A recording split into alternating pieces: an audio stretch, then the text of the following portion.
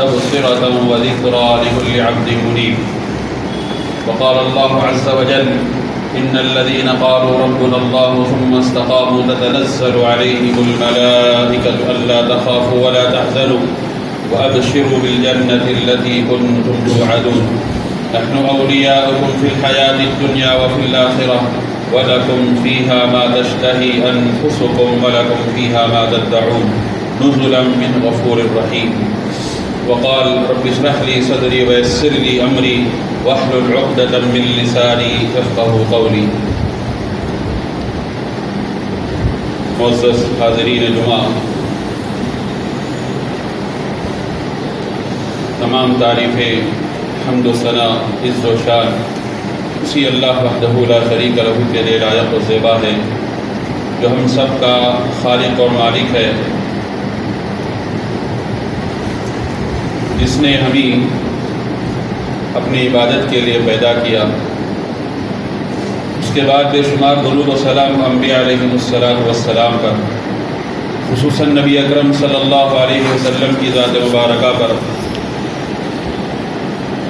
جنہوں نے امت کو ہر اس راستے کی رہنمائی کی جو راستہ جنت کی طرف لے جانے والا ہے، اور انسانیت کو ہر اس راستے سے روکا جو راستہ انسانیت کی بربادی اور ہلاکت کا باعث بنتا ہے.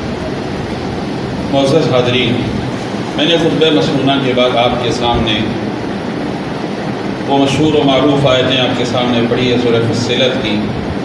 اس کے اندر اللہ تبارک تعالیٰ ارشاد فرماتے ہیں: ان الذین قالوا ربنا اللہ، جن لوگوں نے کہا کہ ہمارا رب اللہ ہے، ثم استقاموا، پھر اس پر ڈٹے رہے، جمے رہے، استقامت جنہوں نے دکھائی، تتنزل علیہم الملائکہ،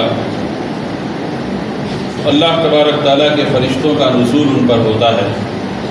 الا تخافوا ولا تحزنوا، جن لوگوں نے ایمان لایا پھر اس کے بعد اس پر ثابت قدم رہے، جمے رہے، تو ایسے لوگوں کے لیے نہ کوئی خوف ہے اور نہ کوئی غم کھانے کی ضرورت ہے.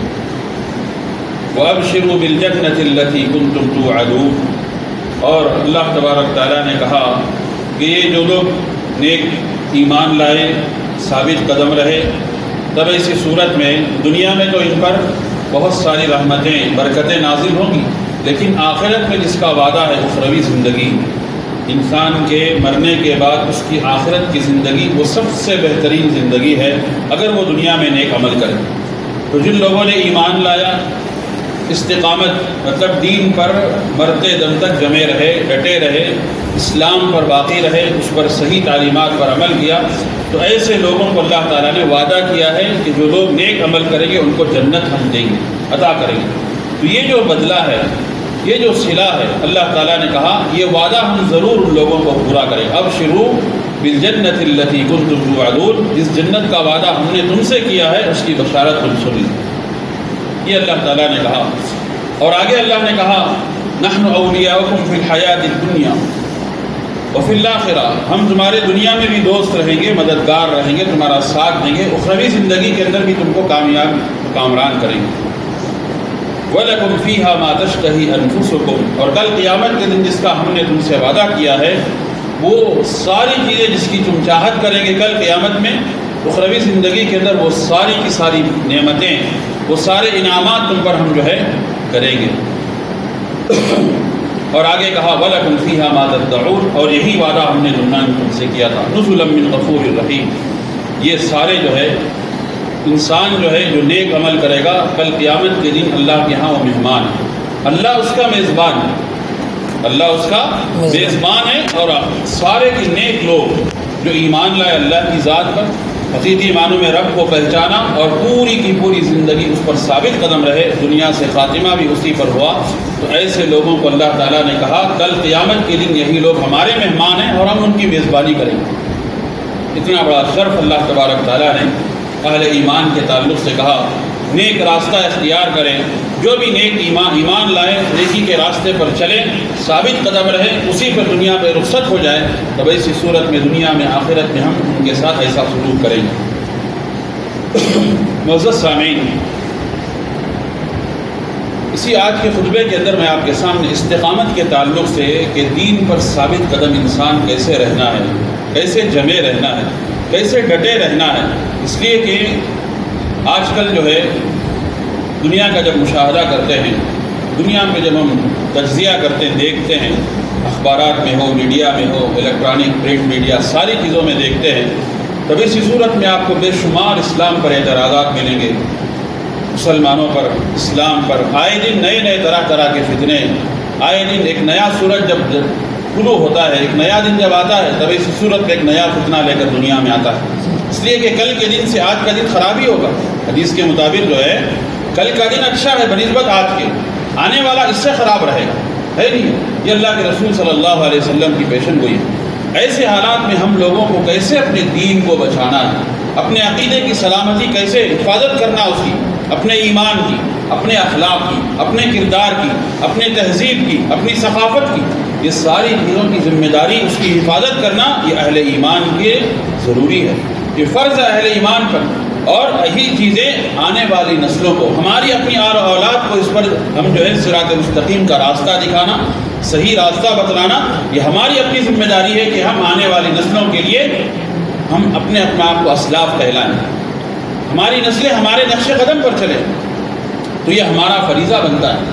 تو یہ اللہ تبارک تعالیٰ نے جو کہا قرآن مجید میں استقامت، یہ استقامت کیا ہے کہ آدمی دین پر صحیح معنوں میں اللہ اور اس کے رسول کے بتلائے ہوئے طریقے پر جمع رہے، ڈٹا رہے۔ ہر آدمی یہی چاہتا ہے کہ میں اللہ نے پیدا کیا ہے تو ہم کیا کریں گے، ایسا کام کریں گے جس سے ہمارے آقا نبی کریم صلی اللہ علیہ وسلم کے طریقے پر چلیں گے، جس سے اللہ راضی ہو جائے، اور ہر اس کام سے بچیں گے کہ جس سے اللہ ناراض ہوتا ہے۔ تو یہ انسان کا ایک بنیادی مقصد ہونا چاہیے، اور اسی کے تحت اپنی پوری زندگی صرف اپنے آپ کو عبادات کے حد تک جوڑے رکھنا، دین کا تعلق ہماری نماز سے، ہمارے روزے سے، ہمارے زکوٰۃ سے، ہمارے عقیقے سے، ہمارے فلاں عبادتوں سے، مخصوص عبادتوں کے حد تک اپنے آپ کو انسان کو نہیں جوڑنا چاہیے، خصوصیت کے ساتھ ایک مسلمان۔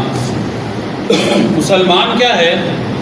اس کی پوری زندگی دین پر محیط ہے، گھیری ہوئی ہے، اس کی صبح، اس کی شام، اس کے لیل و نہار، اس کی رات اور دن، اس کا جینا، اس کا مرنا، اس کا اٹھنا، اس کی کمائی، اس کی سیاسی زندگی، اس کی معاشی زندگی، گھریلو زندگی، عبادات کے تعلق ہو، معاملات ہو، ہماری ساری کی ساری زندگی کیا ہے؟ اسلام کے سائے تلے ہونا چاہیے۔ کیا ہے کہ ہم اس طریقے سے عبادات کے اندر اللہ اور اس کے رسول کے احکام کو مانتے ہیں تو ہماری تجارت بھی اسی کے موافق بنائے، ہماری سیاست بھی اسی کے موافق بنائے، ہماری معاش کی زندگی بھی اسی کے احکام پر چلنے کی کوشش کرے، تب دنیا میں کیا ہے اللہ تبارک تعالیٰ ہمیں کامیاب و کامران کرے گا، دنیا میں حکومت دے گا، پھر اس پر قائم و دائم رہیں ہم ہمیشہ، انسان کے دنیا سے رخصت ہونے تک اسی دین پر قائم رہیں۔ تب ایسی صورت میں اللہ تعالیٰ نے کہا کہ ہم آخرت میں ان سے وعدہ کیے، اور اللہ کے رسول صلی اللہ علیہ وسلم کو اللہ تعالیٰ نے کہا فاستقم کما امرت۔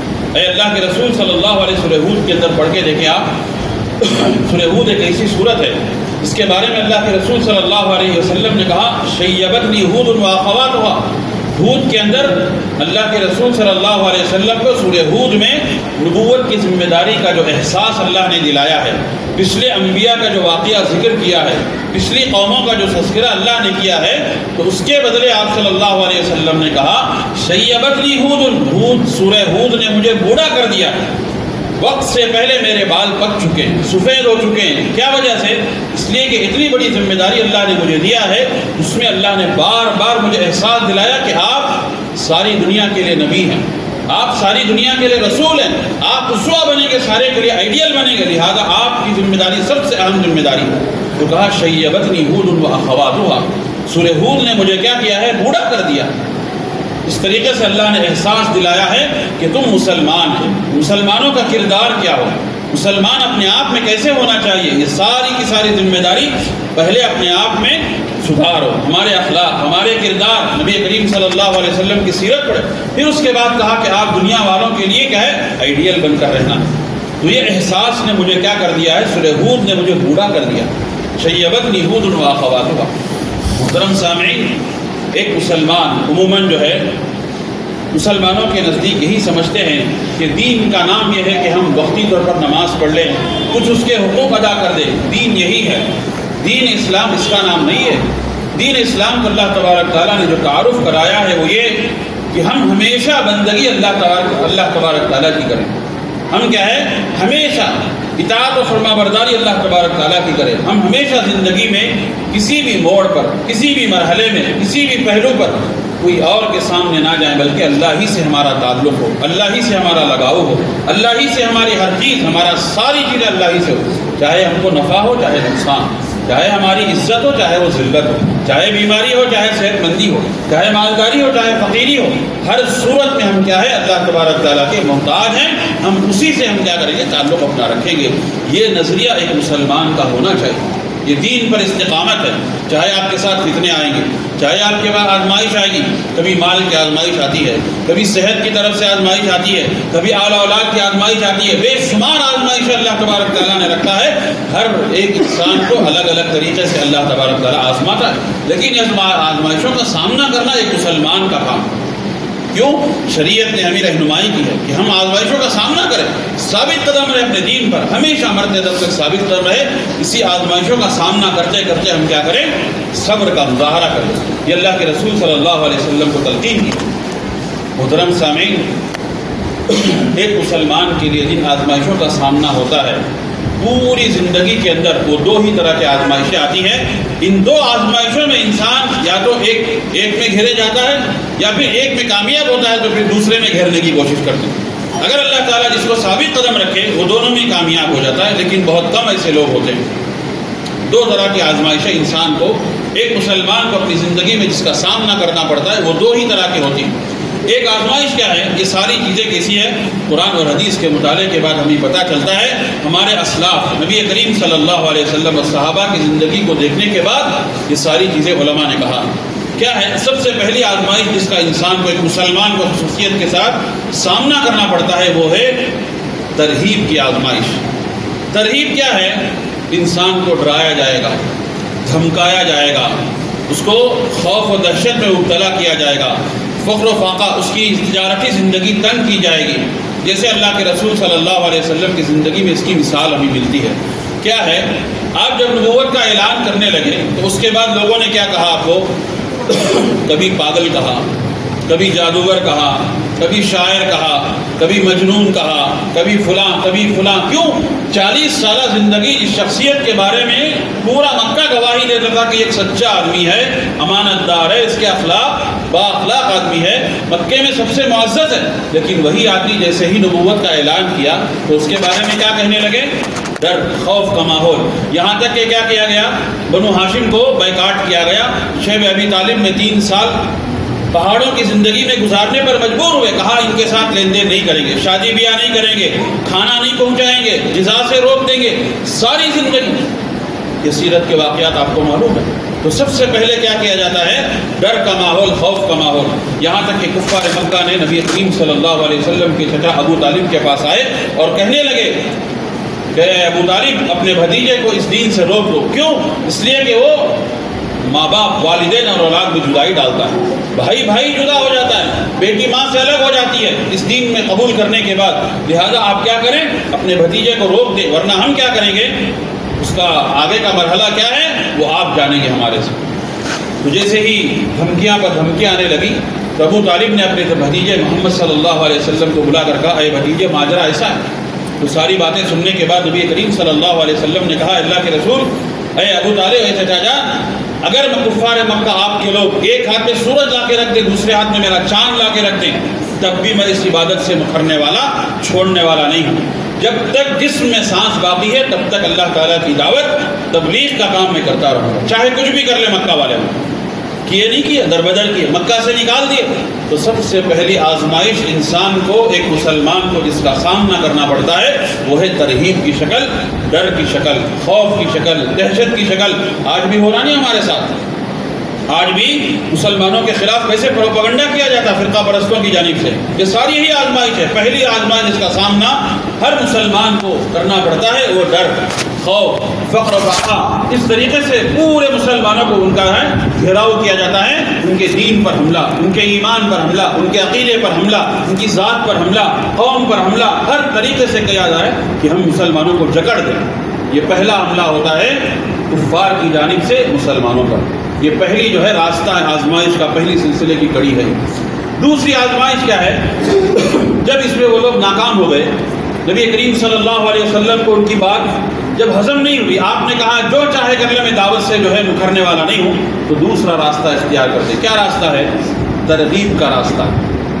ترغیب میں جب ناکام ہوتے ہیں، ڈر میں، خوف میں، دہشت میں، تب اس کے بعد کیا ہے؟ ترغیب، لالچ کا راستہ، مال کی لالچ، دولت کی لالچ، منصب کی لالچ، عہدے کی لالچ، دنیا کی لالچ، عورت کی لالچ، یہ ساری لالچ بنا کر کے ہے مسلمانوں کو، یعنی کہ انسان کو خریدا جاتا ہے۔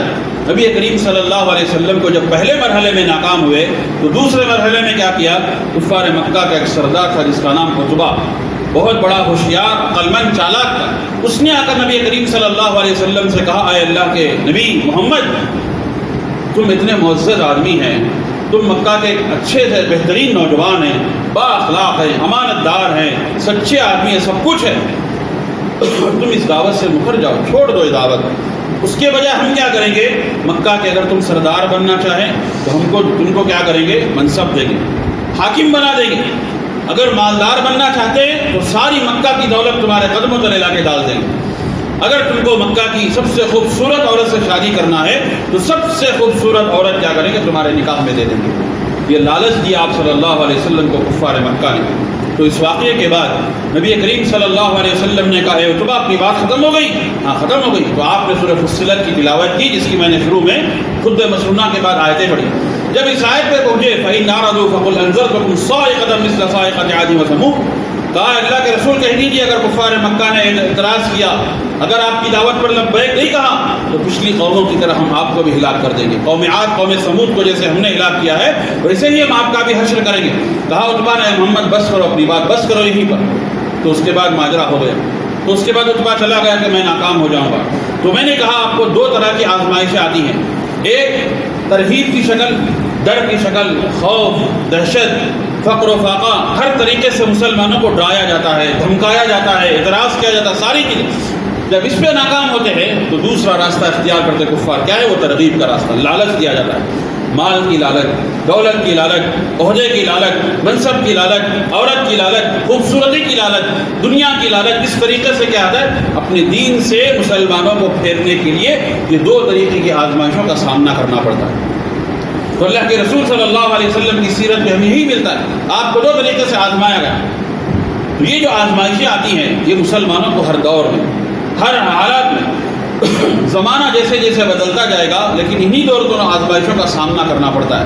جو مسلمان اس میں ثابت قدم رہے، اپنے آپ کو جمع رہے، اللہ کے دین پر استقامت دکھائے، تب ایسی صورت میں اللہ تعالیٰ کچھ دنوں کے بعد کیا ہے؟ اس آزمائشوں کے بعد اس کے لیے اچھائی لاتا ہے۔ ان مع العسر یسرا، ہر تنگی کے بعد آسانی، یہ اللہ کا دستور ہے۔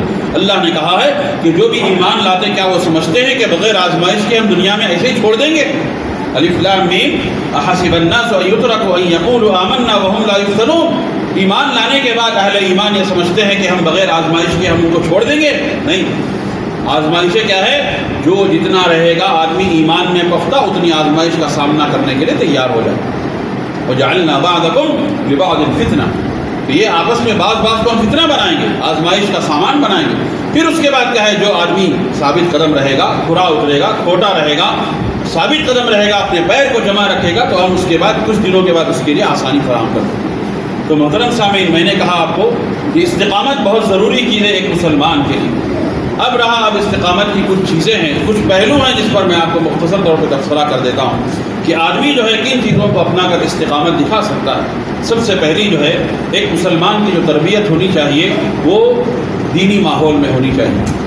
دینی ماحول میں، اہل علم کے ساتھ، دینی ماحول میں، دینی مزاج رکھنے والوں کے ساتھ اٹھنا بیٹھنا ہو۔ ایسے ماحول میں اگر تربیت ہوتی ہے تب ایسی صورت جو مسلمان کبھی بھٹکنے کے، ادھر گزرنے کے ارادے نہیں ہوتے، اپنے دین میں وہ ثابت قدم رہے گا۔ اس کی مثال کیا ہے سیرت میں؟ اللہ کے رسول صلی اللہ علیہ وسلم کی وفات کے بعد، آپ صلی اللہ علیہ وسلم کے دنیا سے رخصت ہو جانے کے بعد، بہت سارے لوگ ابھی دین میں نئے داخل ہوئے تھے، ارتداد کا فتنہ اٹھا، مسلمان جو نئے آئے تھے آپ کے انتقال کے بعد اکھرنے لگے، کفر کا راستہ پھر دوبارہ اختیار کرنے لگے۔ تو علماء نے اس کی سیرت میں لکھا ہے کہ 3 شہر ایسے ہیں، 3 سٹی ایسے ہیں جن کو ایک آدمی بھی وہاں کا کبھی اسلام جو ہے پیچھے نہیں ہٹا۔ وہ کیا ہے؟ ایک مکہ، دوسرا مدینہ، تیسرا طائف۔ یہ کیوں؟ اس لیے کہ اللہ کے رسول صلی اللہ علیہ وسلم کی صحبت میں رہ کر صحابہ ساری زندگی علم حاصل کیے، پوری زندگی آپ کو دیکھا، آپ سے سیکھا، عمل کیا۔ تو یہی لوگ کیا ہے ان 3 شہروں میں بہت زیادہ پائے جاتے تھے۔ ان کے ساتھ جو لوگ رہتے تھے کبھی وہ لوگ دین سے نہیں مکرے۔ کہا دین محمد کا نہیں ہے، دین اللہ کا ہے۔ اللہ کے رسول ایک ذریعہ ہے، ہمارے رسول جو ہے آخری پیغمبر ہے، دین ان کا نہیں ہے، دین رب العالمین کا ہے۔ لہٰذا ہم اس رب العالمین کی عبادت کریں گے اور مرتے دم تک دنیا میں ایسے ہی رہیں گے۔ یہ پہلی چیز ہے اسلامی ماحول میں تربیت۔ دوسری چیز ہے آدمی کو قرآن جب پڑھتے ہیں تو سمجھ بوجھ کر پڑھنا چاہیے، غور و فکر کر کے پڑھنا چاہیے، تدبر کے ساتھ قرآن مجید کی تلاوت کرنی چاہیے۔ اللہ تعالیٰ نے اللہ کے رسول صلی اللہ علیہ وسلم سے کہا وَكُلًّا نَقُصُّ عَلَيْكَ مِنْ أَنْبَاءِ الرُّسُلِ مَا نُثَبِّتُ بِهِ فُؤَادَكَ۔ اے اللہ کے رسول صلی اللہ علیہ وسلم، آپ سے پہلے جتنے انبیاء کے قصے ہم آپ کو ذکر کرتے ہیں، چاہے وہ انبیاء کے ہو، چاہے نیک لوگوں کے ہو، چاہے برے لوگوں کے ہو، اچھی قوموں کا ہو، نیک برے قوموں کا ہو، یہ سارے کیوں؟ وَكُلًّا نَقُصُّ عَلَيْكَ مِنْ أَنْبَاءِ الرُّسُلِ مَا نُثَبِّتُ بِهِ فُؤَادَكَ۔ آپ کے دل کو سکون پہنچانے کے لیے، ثابت قدمی کے لیے ہم ذکر کرتے ہیں۔ یہ مقصد ہی یہی ہے کہ پچھلے انبیاء کے ذریعے آپ تسلی حاصل کریں، سکون حاصل کریں، اطمینان دلائیں اپنے آپ کو، صبر کا مظاہرہ کریں، دین میں ڈٹ جائیں، آگے کی تبلیغ کا مرحلہ کرتے رہیں۔ اس مقصد سے یہ دوسرا پہلو ہے کہ آدمی جو ہے قرآن کو غور و فکر کے ساتھ، کیوں؟ اس لیے کہ ایک نیا حوصلہ ملتا ہے، ایک نیا جوش آتا ہے، ایک نیا ولولہ ملتا ہے۔ کیوں؟ اس لیے کہ پورے اسلاف کی تاریخ ہمارے سامنے موجود ہے کہ ان لوگوں کو کیسے دین پر تکلیفیں، آزمائشوں کا سامنا کرنا پڑا۔ تیسری چیز ہے آدمی دعا کرے۔ آدمی اپنی ثابت قدمی کے لیے ہمیشہ مرتے دم تک دعا کرے، دعا کرے۔ اللہ کے رسول صلی اللہ علیہ وسلم نے سکھلایا، کہا اللہ نے ربنا لا تزغ قلوبنا بعد اذ ہدیتنا، اے اللہ مجھے ہدایت دینے کے بعد پھر کفر کا راستہ مت دکھا، صراط مستقیم کا راستہ دکھانے کے بعد پھر مجھے پرانی زندگی کی طرف مت لوٹا۔ لا تزغ قلوبنا بعد اذ ہدیتنا، اللہ کے رسول صلی اللہ علیہ وسلم نے کہا یا مقلب القلوب ثبت قلبی علی دینک، اے دلوں کے پھیرنے والے میرے دل کو تیرے دین پر پھیر دے۔ یہ دعا ہمیشہ ایک مسلمان کو کرنا چاہیے۔ آخر میں 2 باتیں بول کر اپنی بات ختم کر دیتا ہوں۔ ان آزمائشوں کا جو سلسلہ ہے، انسان کی زندگی میں 2 گھڑیاں، 2 وقت ایسے آئیں گے جہاں ثابت قدمی کے لیے اللہ کی جانب سے جب تک فضل و کرم نہیں ہوگا اس کے علاوہ کچھ نہیں کر سکتے۔ سب سے پہلا مرحلہ ہے انسان کی موت کے وقت کلمے کا نصیب ہونا، انسان کا آخری خاتمہ جو ہے خاتمہ بالخیر ہونا۔ اللہ کے رسول صلی اللہ علیہ وسلم نے کہا من کان آخر کلامہ لا الہ الا اللہ دخل الجنہ، جس کا دنیا سے خاتمہ کلمہ توحید پر ہو، لا الہ الا اللہ کی بنیاد پر ہو تو وہ جنت میں داخل ہو جائے گا۔ اسی لیے آپ صلی اللہ علیہ وسلم نے کہا اپنے مریضوں کو کیا کرو، لقینوا موتاکم لا الہ الا اللہ، اپنے مریضوں کو کیا کرو، تلقین کرو۔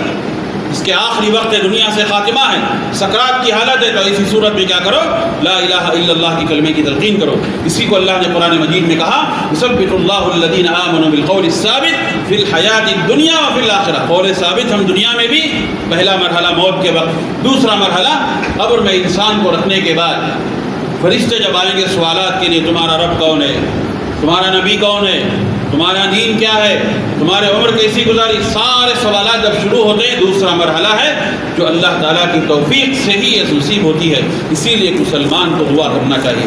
یہ آزمائشوں کا دور، یہ سلسلہ ہے، اس میں ایک مسلمان کو دعا کرنا اپنی ثابت قدمی کے لیے سب سے ضروری ہے۔ تو دین پر آنے کے بعد ثابت قدمی بہت ضروری ہے، اس پر استقامت، ڈٹے رہنا، جمے رہنا، کب تک، وَاعْبُدْ رَبَّكَ حَتَّىٰ يَأْتِيَكَ الْيَقِينُ، موت آنے تک آپ کو عبادت کرنا ہے، اسی پر ثابت قدم رہنا۔ تو یہ چیز مسلمان کے لیے بہت ہی ضروری ہے، اور کامیاب و کامران وہی ہو سکتا ہے جو اللہ پر ایمان لائے، ثابت قدم رہے، دنیا سے رخصت بھی کیا ہو، خاتمہ بالخیر کے لیے دعا کرتا رہے۔ بس انہی چند باتوں میں اپنی بات ختم کرتا ہوں۔ آخر میں اللہ سے دعا ہے کہ اللہ تبارک تعالیٰ ہمارا جو خاتمہ ہے خاتمہ بالخیر فرمائے، ہمیں دنیا میں استقامت نصیب فرمائے، اور اللہ تبارک تعالیٰ جن آزمائشوں کا مسلمانوں کو سامنا ہے ان آزمائشوں میں اپنے آپ کو ہمیں کھلے اترنے کی توفیق عطا فرمائے، جب تک دنیا میں رہیں اسلام اور ایمان کی حالت میں زندہ رہنے کی توفیق عطا فرمائے، جب خاتمہ ہو تو خاتمہ بالخیر فرمائے، سوء خاتمہ سے محفوظ فرمائے، مرنے کے بعد جنت الفردوس نصیب فرمائے، عذاب جہنم سے، عذاب قبر سے اللہ ہمیں بچائے رکھے، آمین۔